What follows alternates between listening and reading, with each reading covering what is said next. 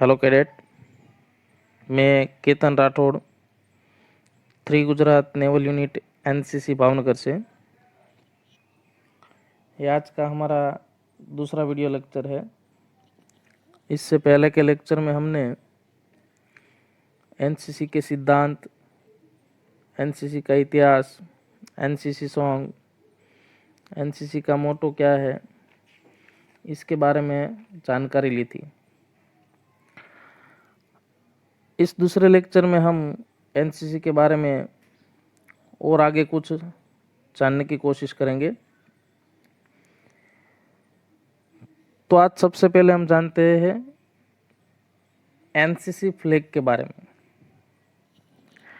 NCC का जो ध्वज है वो 3 रंगों से बना हुआ है। इसमें पहला कलर है लाल, जो थल सेना यानी आर्मी के लिए है। बीच में डीप ब्लू, जो नौसेना यानी कि नेवी को रिप्रेजेंट करता है। और अंत में लाइट ब्लू, जो वायुसेना का प्रतीक है। ध्वज के मध्य में 17 कमल के फूलों का एक गोल हार बना हुआ है, जो कि 17 राज्य निर्देशालयों को दर्शाता है। यहाँ पे 2 छोटी छोटी बिंदी दिखाई देती है। जब हार कंप्लीट होता है ऊपर की तरफ, वो 2 ऑफिसर्स ट्रेनिंग एकेडमी है, एक कामठी नागपुर में और एक ग्वालियर में, उसको दर्शाता है।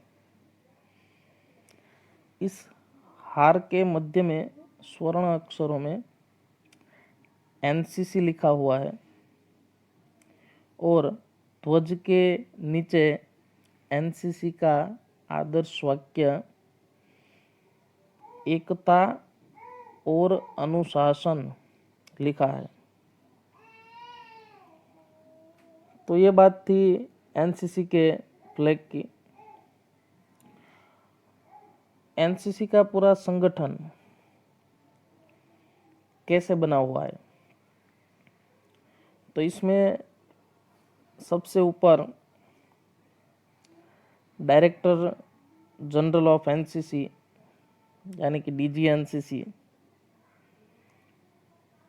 जिसका मुख्यालय दिल्ली में स्थित है, उसके अंडर में 17 स्टेट डायरेक्टरेट्स यानी कि राज्य निर्देशालय आते हैं।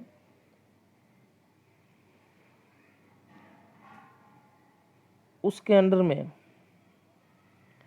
ग्रुप हेडक्वार्टर्स आते हैं, जो कि 96 है। ग्रुप हेडक्वार्टर्स के अंडर में 814 यूनिट स्थित है, जिसमें आर्मी के 684, नेवी के 66 और एयरफोर्स के 69 यूनिट है। यूनिट्स के अंडर में स्कूल और कॉलेज कार्य करता है। स्कूल में जो बच्चे पढ़ते हैं वो जूनियर डिवीज़न के, और कॉलेज में जो बच्चे पढ़ते हैं वो सीनियर विंग या सीनियर डिवीज़न के माने जाते हैं। कैडेट, जो 17 स्टेट डायरेक्टर्स है, इसमें हमारा डायरेक्टरेट गुजरात, दादरा नगर हवेली एंड दीव, जिसका मुख्यालय अहमदाबाद में स्थित है। उसके अंडर में जो ग्रुप हेडक्वार्टर्स आता है वो राजकोट में स्थित है। हमारा यूनिट भावनगर और इसके बाद हमारा स्कूल या कॉलेज आता है। तो ये पूरा एनसीसी का संगठन है।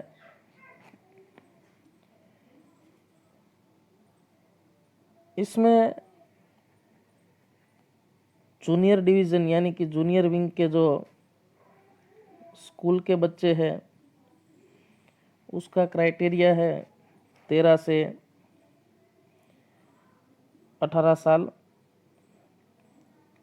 जिसमें 8th स्टैंडर्ड से 10th स्टैंडर्ड के बच्चे एनरोल हो सकते हैं।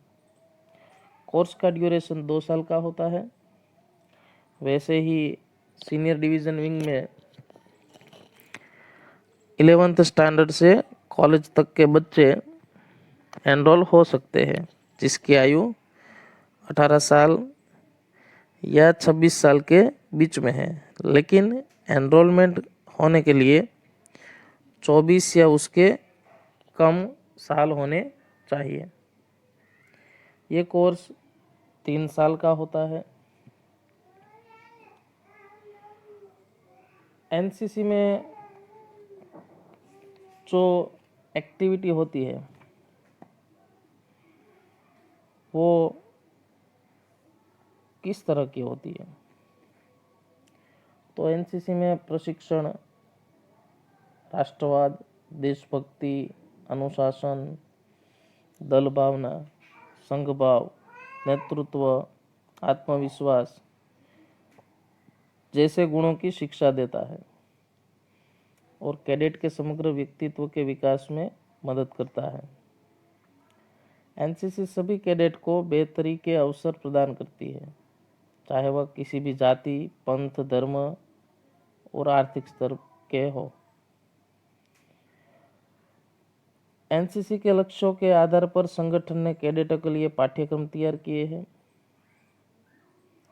जो हमने अभी आपको बताया कि जूनियर डिवीज़न का पाठ्यक्रम 2 साल का, सीनियर डिवीज़न का 3 साल का, जिसमें हम इंस्टीट्यूशनल ट्रेनिंग,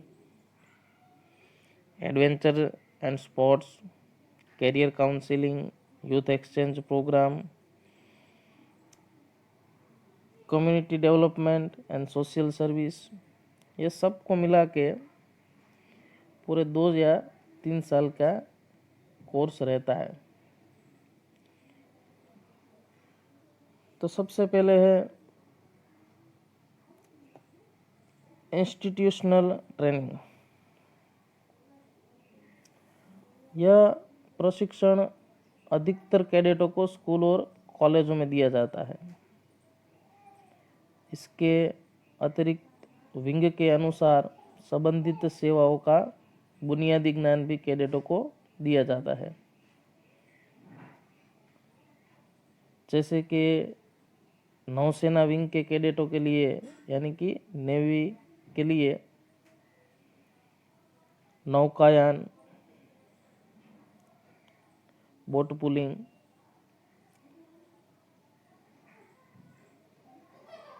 सामान्यतः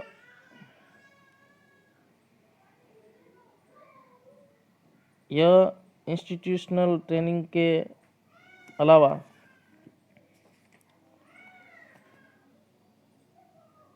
अलग अलग टाइप के कैंप भी एनसीसी में होते हैं, जिसमें पहला है एटीसी या सीएटीसी, एनुअल ट्रेनिंग कैंप। यह संबंधित एनसीसी निर्देशालयों के तत्वाधान में राज्यों के भीतर आयोजित किए जाते हैं। सामान्यतः यह शिविर सीनियर कैडेट के लिए 12 दिनों की और जूनियर कैडेटों के लिए 10 दिन तक की होती है। नामांकित कैडेटों में से 50% इन शिविरों में भेजे जाते हैं। दूसरा है लीडरशिप कैंप, नेतृत्व शिविर। यह कैंप अखिल भारतीय स्तर पर आयोजित किए जाते हैं। 3 बेसिक लीडरशिप कैंप और 4 एडवांस लीडरशिप कैंप आयोजित किए जाते हैं। रॉक क्लाइंबिंग कैंप, कैडेटों को रॉक क्लाइंबिंग की बुनियादी जानकारी से परिचय करवाने के लिए और साहस की भावना पैदा करने के लिए सामान्यतः 8 रॉक क्लाइंबिंग कैंपों का आयोजन किया जाता है। नेशनल इंटीग्रेशन कैंप, NIC, यानी कि राष्ट्रीय एकता शिविर। यह शिविर अखिल भारतीय स्तर पर आयोजित किए जाते हैं। यह भारत के विभिन्न राज्यों के बीच सांस्कृतिक भेद को मिटाने में सहायक होते हैं। इसके अतिरिक्त NCC राष्ट्रीय एकता को बढ़ावा देने के लिए दूरदराज और अग्रवर्ती क्षेत्रों में इन शिविरों का आयोजन करता है। लेह, श्रीनगर, पूर्वोत्तर क्षेत्रों और पोर्ट ब्लेयर में नियमित रूप से विशेष शिविरों का आयोजन किया जाता है। उसके बाद है थल सैनिक कैंप। प्रत्येक वर्ष गणतंत्र दिवस परेड ग्राउंड दिल्ली कैंट में 2 थल सैनिक शिविरों का आयोजन किया जाता है, जिसमें से एक लड़कों और दूसरा लड़कियों के लिए होता है।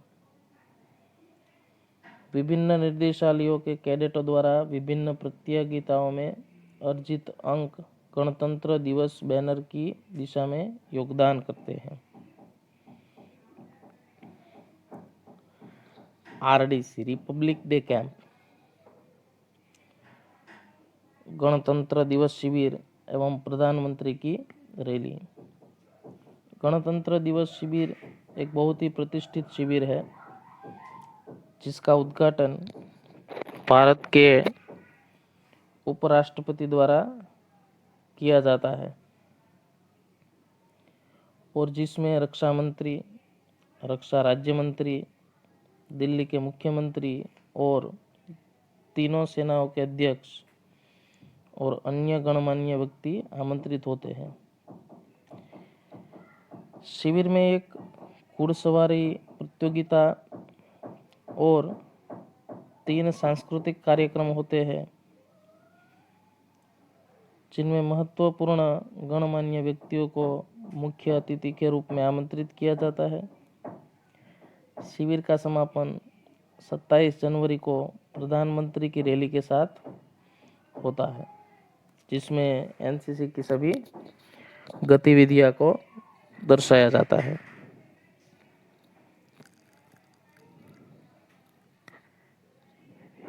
यूथ एक्सचेंज प्रोग्राम, यानी कि युवा आदान प्रदान कार्यक्रम, YEP। इस कार्यक्रम का उद्देश्य मित्र देशों से NCC अथवा अन्य समकक्ष सरकारी अथवा युवा संगठनों के कैडेटों का आदान प्रदान करना और मेजबान देश की NCC गतिविधियों में भाग लेना है, जिससे कि कैडेटों में जागरूकता बढ़े, वे एक दूसरे की सामाजिक, आर्थिक और सांस्कृतिक वास्तविकताओं को समझ सके। यह आदान प्रदान कार्यक्रम अन्य मित्र देशों के साथ संबंध बनाने में राजनीतिज्ञ व नेताओं के प्रयासों में योगदान देकर कूटनीति के तीसरे स्तर का कार्य करता है।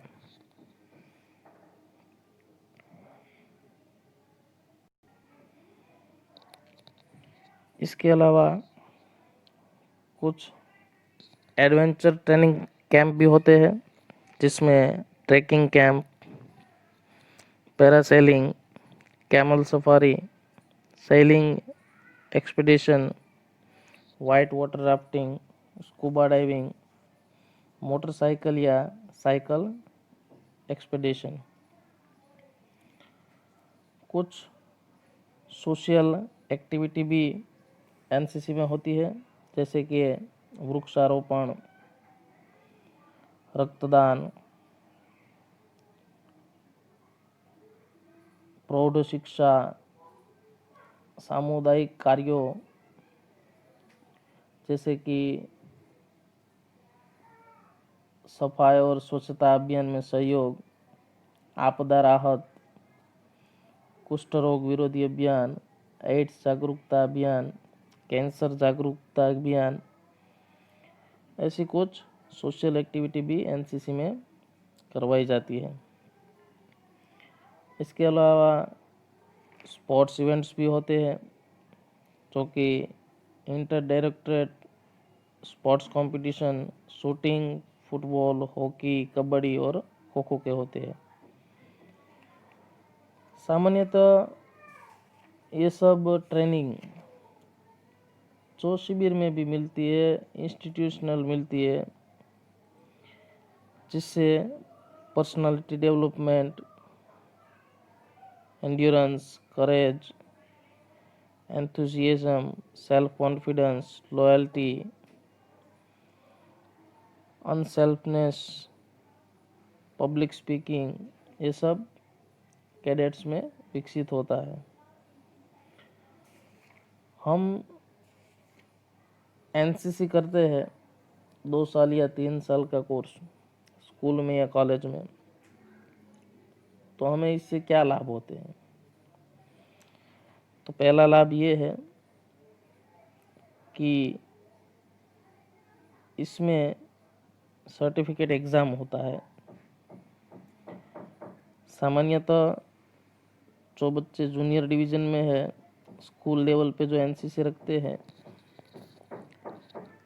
उनको 2 साल कंप्लीट होने के बाद एग्ज़ाम देना होता है, जिसे ए सर्टिफिकेट एग्ज़ाम बोलते हैं। उसके बाद कॉलेज में जो 3 साल का एनसीसी का कोर्स रहता है, इसमें पहले साल में 75% अटेंडेंस कंपलसरी रहती है, तभी आप बी सर्टिफिकेट एग्ज़ाम के लिए क्वालिफाई करते हैं। और जिसने बी सर्टिफिकेट पास की हुई है, वो सी सर्टिफिकेट के लिए अप्लाई कर सकता है। तो एक हमें इसमें सर्टिफिकेट मिलते हैं। दूसरा, रोजगार में हमें क्या फ़ायदा होता है? तो सामान्यतः एनसीसी में जिसके पास सी सर्टिफिकेट है, उसको इंडियन मिलिट्री एकेडमी देहरादून में प्रतिवर्ष 64 सीट उसके लिए रिजर्व रहती है। ऑफिसर्स ट्रेनिंग एकेडमी चेन्नई में प्रतिवर्ष 100, शॉर्ट सर्विस कमीशन सीट्स उसके लिए रिजर्व रहती है। नौसेना में 6 और वायुसेना में 10% सभी पाठ्यक्रमों में छूट मिलती है। ऑफिसर, नाविक और एयरमैन के लिए 5% से 10% बोनस अंक का लाभ होता है। पैरामिलिट्री फोर्स यानी अर्धसैनिक बल में 2 से 10 बोनस अंक का लाभ मिलता है। डिपार्टमेंट ऑफ टेलीकम्युनिकेशन यानी कि दूरसंचार विभाग में बोनस अंकों का लाभ मिलता है। इसके अलावा सीआरपीएफ केंद्रीय रिजर्व पुलिस बल, जिसमें यदि आप तृतीय श्रेणी में स्नातक हो और एनसीसी कैडेट हो तो आप गैजेटेड के पोस्ट के लिए योग्य माने जाते हैं। विभिन्न राज्य सरकारों के अलग अलग विभागों में सी सर्टिफिकेट होल्डरों को राज्य सेवाओं में प्राथमिकता दी जाती है। कहीं उद्योग जगत में भी प्राथमिकता मिलती है रोजगार में, एनसीसी सर्टिफिकेट है तो ये रोजगार के दृष्टिकोण से हमें इतना बेनिफिट मिलता है।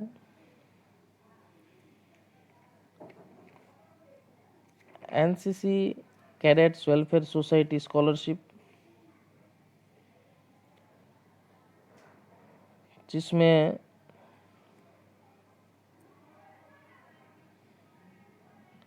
सहारा स्कॉलरशिप,